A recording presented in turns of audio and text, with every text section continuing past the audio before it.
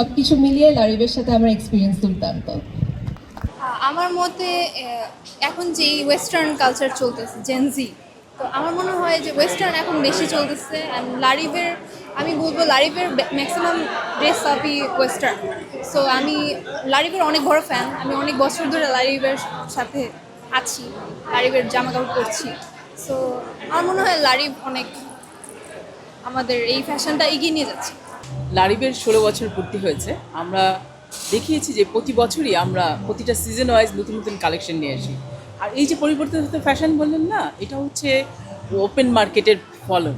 কারণ প্রতিটি এখন ওয়ার্ল্ড ট্রেন্ড বলেন, ওয়ার্ল্ড ট্রেন্ডে কী কী চলছে, ফ্যাশনে কী কী চলছে, এইটা মুহূর্তেই মানে ডিজিটাল যে মিডিয়াটা আছে তার মাঝে ভোক্তাদের বা আমাদের কাস্টমারদের হাতে পৌঁছে যায়। আমরা নতুন কিছু করার চেষ্টা করি, সবসময় যে একই জিনিস করবো তা তো না।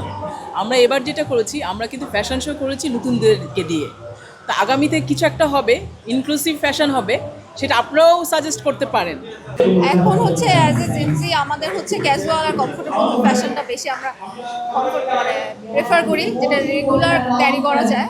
হ্যাঁ, এটা খুবই তরুণদের জন্য খুবই ভালো একটা খুব বড় একটা অপরচুনিটি। যারা মডেল ফ্যাশন নিয়ে এগিয়ে যেতে চায়, মডেলিং জব করতে চায়, এটা নিয়ে স্বপ্ন দেখে, তাদের জন্য আসলে আমাদের জন্য যদি বলতে চাই, আমরা সবাই এখানে নতুন ফ্রেশার।